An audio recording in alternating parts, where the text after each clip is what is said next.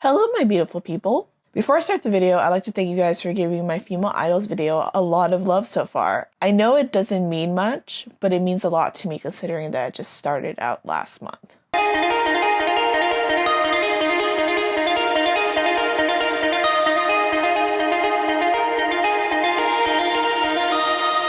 This video is greatly inspired by Mira's video essays, which got me to do YouTube myself. She is such an inspiration to me on how she analyzes concepts, videos, and musical structure. Like, her vocabulary is absolutely immaculate, and I hope this video would be a nice homage to her. Please check out her videos, especially these ones. They're my absolute favorite. The date is June 14th, 2022. It's Festa Week, the annual week-long event in which BTS celebrates their achievements in tandem with their anniversary. We all thought this was an announcement for their world tour, something that HYBE had teased from the plans, and oh my god, the idea of seeing older songs in 2022 BTS glory, amazing, show-stopping, spectacular, never done the same. Then it happened. The announcement. We all remember where we were when MJ died or when Britney Spears shaved her head. But for me, BTS announcing their group hiatus to accommodate for their enlistment was a traumatic core memory for me. All of us, including myself, were shocked to hear that they would be focusing on solos for the time being until 2025. Although we didn't know that the boys were going to enlist, it was clear that it was a very emotional decision for everybody. I'm not going to dissect particularly how the fandom of the rest of the world reacted to this news, as there are multiple videos on that. I do want to focus on the solo activities, the second chapter of BTS, and how it means to the overall landscape of K-pop and the fandom. Dramatic much? Maybe, but this is my channel, and I can be as dramatic as much as I want. This video is going to be a little bit longer than my videos so far, so grab some popcorn and a drink, and let's get into it. Hobi. Hobi was the first member to fully go solo with Jack in the Box. He already had a mixtape here and there, a solo single, a slot to perform at Lollapalooza, and kicking off the solo bangtan era with a bang. I know the controversies in regards to how his solo was the least appreciated are very much a real thing, as Jack in the Box never got a physical album and had a vinyl release later on. And I'm not going to lie, I was pretty upset as well. Like, I wanted a full album. I wanted a whole album rollout. I wanted photo cards. I wanted like performances on music shows and stuff like that. Like, I was just as upset. But it did teach me the first lesson. This era isn't going to be rooted in the normal K-pop promotional cycles because, as we ended up learning, they're mostly in charge of their own promotional cycles. I think it's important to note that Hobi is also the only member that has done a big festival on their own and was the main representative during award show season last year. As we saw with other promotional activities, it was deeply rooted in competition shows, which definitely coincide with Hoseok's background as a street dancer. I think that what's wonderful about the Jack in the Box album itself is that while the album is started dark and sound, the content gets more and more hopeful. There's this TikTok that I found recently that perfectly captures Hobi as a lyricist, in which she explains how unreliable Hobi is as a narrator and how much he uses narrative devices as well as audio cues in order to trick the audience. J-Hope is a dishonest narrator, basically. I adore Hobi, I love him, I respect him greatly as an artist, and I believe, from my perspective, that he is the most misunderstood member of BTS. J-Hope is a magician. He's not dishonest per se, but he's using a hat trick. In order to understand Hobi as an artist, you have to use all of your senses. It's like when you walk into a room, it looks safe, there are no unsettling sounds, but you smell gas and you need to vacate. That's how Hobi's art is intended to be approached. Recently, I went to the Van Gogh exhibit and I was thinking so much about Hoseok because he did this whole series of sunflowers. He just was obsessively painting them and they were all expressing this deep grief and obsession that was consuming him. But from the outside, it looks like a sunflower. J-Hope is not only a gifted lyricist, vocalist, rapper, dancer, he's also, in his core, a performance artist. Hobi isn't making use of aesthetics, he's making use of conceptual narrative devices. And I think he burned down Hope World, and I think he felt a little guilty and evil for doing it.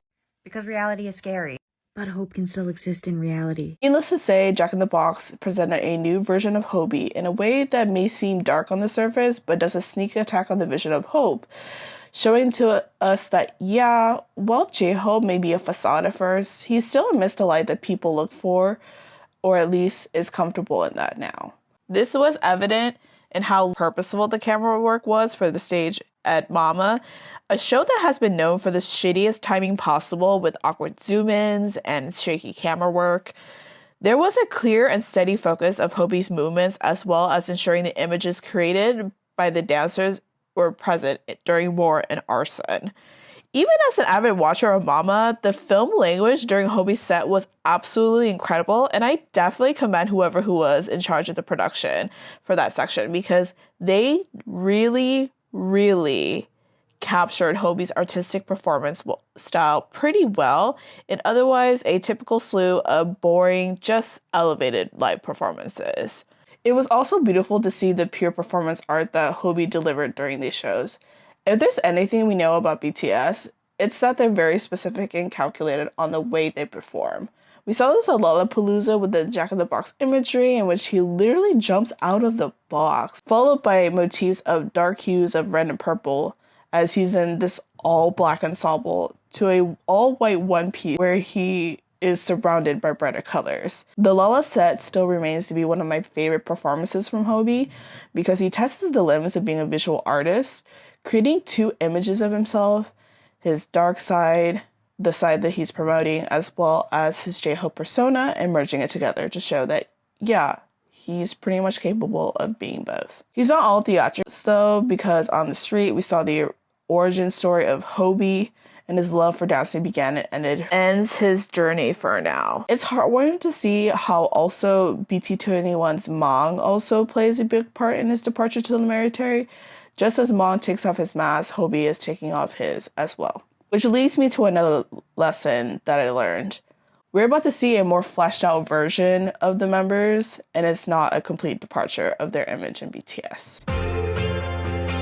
Jin. Unlike Rapline, Jin has never had much of an official album release. Besides having 2 songs for dramas and a few solo tracks on group albums and on SoundCloud, Jin has usually been the member that's most speculated to do dramas because of how absolutely killer he would be. Like, come on, Hybe, please give him a chance. Jin was the first in the list, and with that, set the precedent on how we say goodbye to the members. He ends up releasing a song called The Astronaut, a soaring pop ballad written by Chris Martin from Coldplay. Honestly, when I heard this for the first time, I literally started crying. Like, it felt like Jin had been wanting to confess his love for us for quite some time, and how he couldn't wait to return home. Just like that feeling of anxiousness, while also the certainty that no matter what happens, he'll still love us.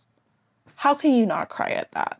I think what's amazing about Jin's solo is that it also showcases vocal abilities, something that I feel that is greatly overshadowed with obviously the talent of the vocal line.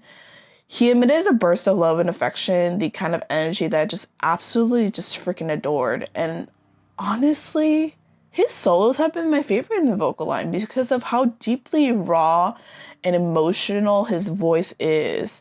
There's a talent within vocalists to move your audience, and I still remember how much I fell in love with Jin after I saw him perform Epiphany live. What's also amazing too is to see Jin's love for food and his natural ability as a variety show star. We see him get drunk on Youngji's show, something that I honestly could see him as a goofy older brother in an all-assembled cast. If Hybe just lets them do varieties more often outside of BTS, like please, you know it would be good. It was nice to see Jin also being seen as the younger member or the youngest member in a variety show. I find it really endearing to see how much Chef Baek and Youngji and the Running Man cast tease Jin and showing that, yeah, he really is a kid at heart, because we gotta remember, he is the youngest person in his family. We mostly see Jin as the oldest brother, even a dad figure of BTS, so it's a nice little change from what we usually see. And with that, we usually sometimes forget that he's still very young. Sometimes cracking jokes are generally funny and charming to older audiences and guests. And it's not just weird dad jokes. It's also, he's just generally a very funny and gag-worthy type of person, which is nice to see instead of someone who's just kind of lecturing his way as like the dad of BTS. And with that, it leads me to the next lesson. BTS are multidimensional people, and what we see isn't the full picture. As a result, they're slowly showing parts of themselves and challenge the way that we see them. With that lesson in mind, though, I see the next member to be the embodiment of that. Namjoon. Namjoon always got a lot of respect from me, from a fellow human being to another fellow human being. He's amazingly articulate, not just in Korean, but in English as well, giving most definitely third culture kid vibes for sure. I feel the most connected with Namjoon when I'm thinking too deeply about shit, and Indigo came at a time when I really needed it the most back in December, and when I was feeling really depressed and awful. The arguments of how album releases work during Chapter 2 also came at a fever pitch here, as we begin to realize with Namjoon's words, he literally says he's in charge of most of it, showing a level of control that even I was surprised about, as mentioned earlier. It's important to note that our biases here in believing that the members don't have full control. While I don't necessarily believe in the idea of a manti because, well, I don't think anybody should ever suck up to corporations, but I definitely learned the initial lesson of how incredibly in control they actually are because, well, I feel like HYBE would be stupid if they were to fight against fucking BTS and everything, you know? Like, they definitely fought very hard to be able to give that level of control finally for their solo careers. And although I do wish that they should have had or established solo careers from the very beginning in order to create their own colors, it's also really nice to be able to see that they have almost complete control over their promotional cycles for this time because, I mean, that's what we fought for. That's what we stream for. That's what we, like buy albums for so that they can be able to be happy. I also love that Namjoon was able to perform a small concert at Rolling Hall, a place that he's been wanting to perform for quite some time. It's beautiful that despite all the noise of being the BTS, they can also achieve goals that probably wouldn't have happened and maybe small goals to us, but it is very meaningful to them. While the members have expressed a rawness and honesty, I also was completely floored to see how incredibly raw Namjoon is for his Spanish press jargon during his time when he was in Milan. And it was super validating to see how much he severely criticized the Western press and the public. And honestly, I had a lot to say as a fellow Asian American queer woman. As anyone who knows Asian and Asian American celebrities pretty well, there's a certain threshold where the successful ones start emulating whiteness to be accepted by society.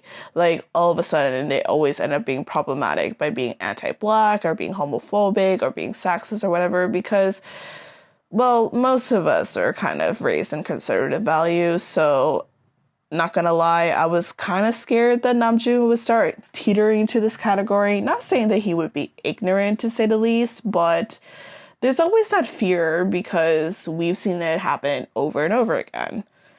And there's also been an influx of white to white passing armies since the pandemic, so I was really happy that Namjoon didn't hold his breath to try to gain support of these white people because, well, we're generally doing fine without them.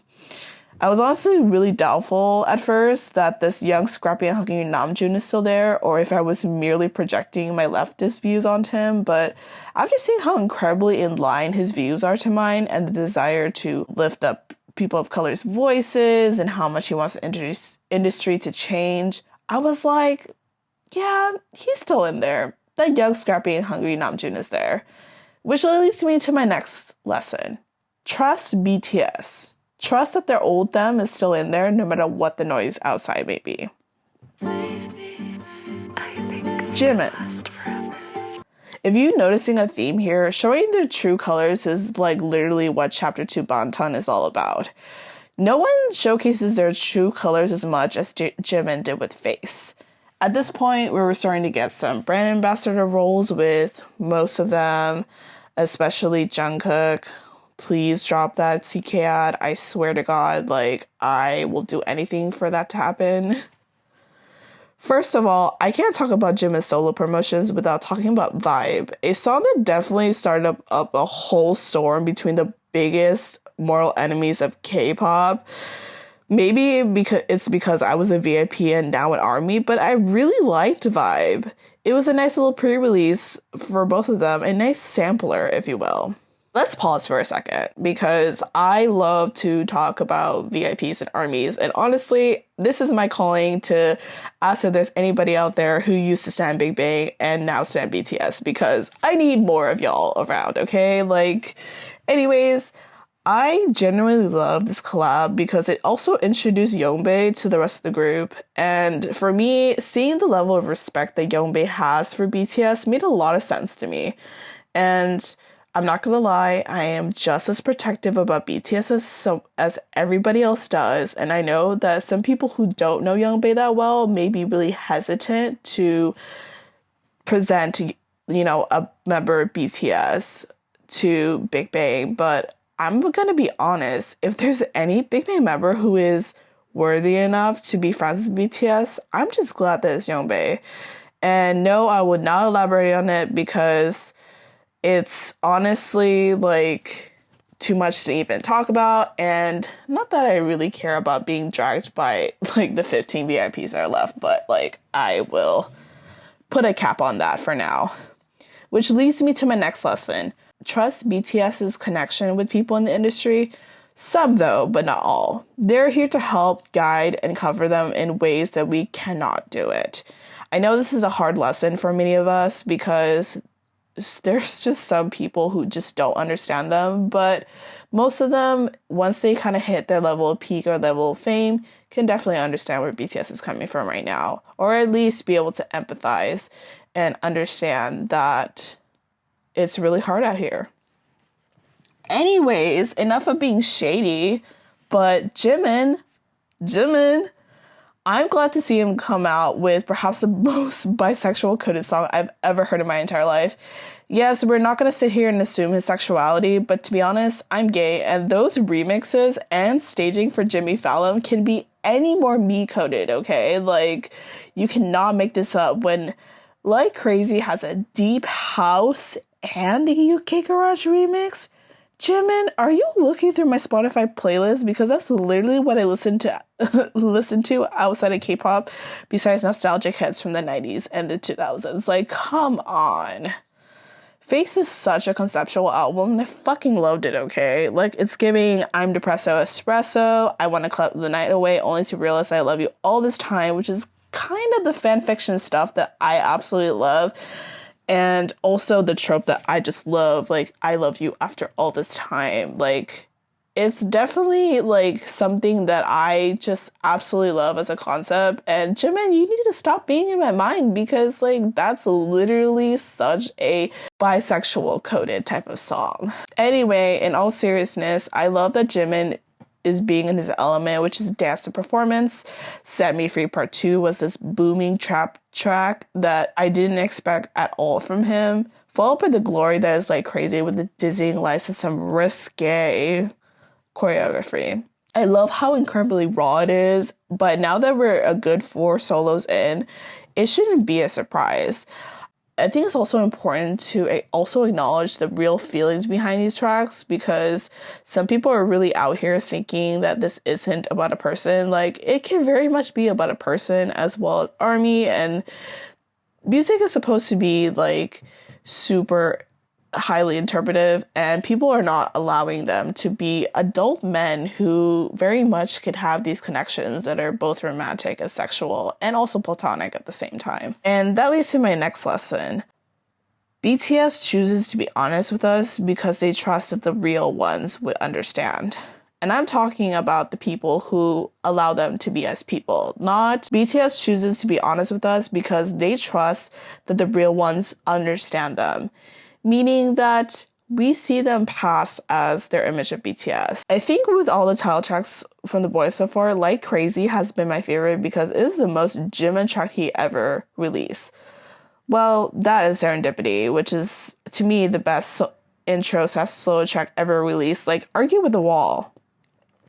I loved how incredibly charismatic and intense both songs are, and you can definitely see how comfortable Jimin is to perform these tracks on music shows. But yeah, if there's anybody in BTS who would be the idol's idol, is definitely Jimin, and is probably why he gets the most normal promotional cycle as well. I can't see Jimin doing them, especially now that we've seen the choreographies, but I hope that he end up performing it at concert, maybe after Tony Montana in LA, which leads to our current solo era D-Day.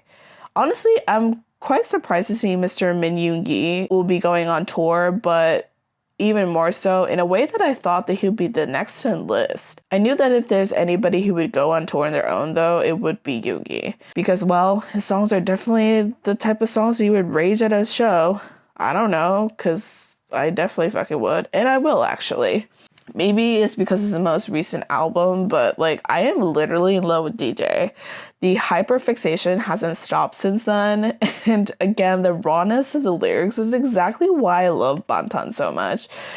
It's amazing to see Yoongi, who has always been a very clear visionary and, like, having the most clearest characters in his albums, to be able to envision the last album, the August D trilogy to a T, or at least to the extent that he can, of course. It's also important to note that this also came at the same time he did Sujita, which is a drinking show that he's able to talk to both seniors and juniors in the industry. From there, I learned about Yoongi's psyche and his desire to reach out to the rest of the industry, and there's a reason as to why he chose a drinking show, because, well, walls are broken down, and when you're drinking alcohol, it makes it all real. Like, there's a reason why Tableau said that the interview was the best interview he ever had, because it was super real and raw. Unafraid of going deep and raw. This led me to wonder about the lessons in the first place, and like how much BTS wants us and their juniors to learn from them. What kind of experiences did they go through in the past 10 years that they want to express, and how much of that can they even share? We covered the lessons on what they're teaching us, but what about for idols? There's something that Yoongi said during his interview with Hoshi, and it was along the lines of him wishing that younger idols could approach them because generally they're not that scary. And maybe it's just me projecting this, but I feel like there's so much that they want to say, and they're scared perhaps on how the audience would react, or maybe some fake fans who would misconstrue what they say and leave, or even the company may be against it. Who knows? Perhaps this energy has been around for some time because of how small their circle has been, because, well, it's harder and harder to find people who you have common ground with, or at least won't judge you for who you are.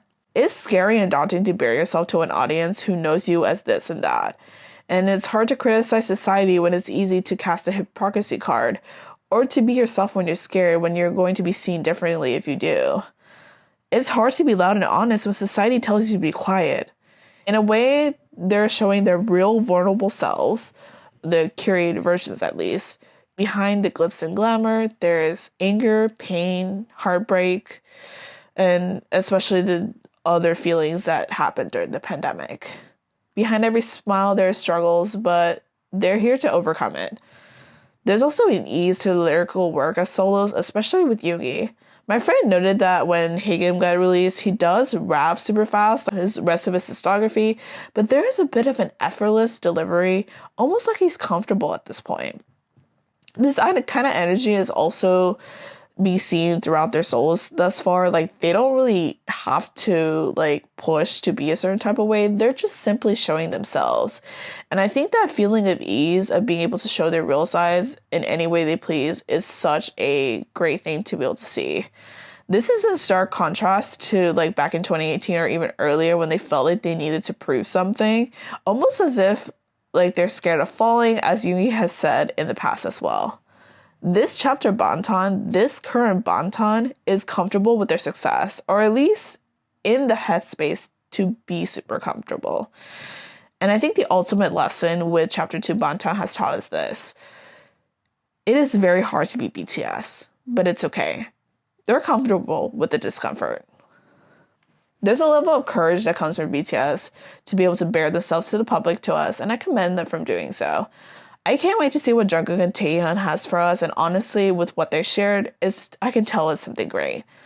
To be able to see the youngest members show their charm and garner interest for their solos is amazing to see. I love how incredibly hilarious and charismatic Taehyung is on Jinny's Kitchen, and Jungkook leaning onto the androgynous but major baby girl vibes, sleeves out and all. Speaking of the true selves, I am also here for a new era of bangtan calling us out. And I think what really makes this fandom pretty attractive for me to stay long term is our ability to check ourselves and doing the purge on our own. Like, we already saw it happen with Namjoon, like, speaking about, like, white people and being against white people, as well as some of the things that both Tae and Jungkook have been saying, and Namjoon too, just talking about how much, like, we've changed and wanting to, like, not read the comments anymore because they're just littered with trash. And the fact that we're making an effort to be able to, get someone to translate what we say so that we can be able to communicate with them better, like, that says a lot about our fandom. I haven't really seen another fandom, or at least to my knowledge, that does something like that, to where we actually strive to be better people. And I think with that, like, it makes me realize we're definitely in it for the long run. And this is a marathon, not a sprint, as people would say. We're here to see them cement themselves as a once-in-a-lifetime act. An act that definitely some pretentious white dude 50 years from now will see it as a personality trait to see BTS. Trust me on this when I say this, that they're gonna be like something at the level of the Beatles. That in mind, the ultimate lesson for ARMYs is being a fan isn't a sprint. It is a lifelong marathon that will pay off, and the payoff is seeing them cementing themselves as artists. And that's it. Tell me which lesson BTS has taught you in Chapter 2 in the comments, and we see each other soon. See ya!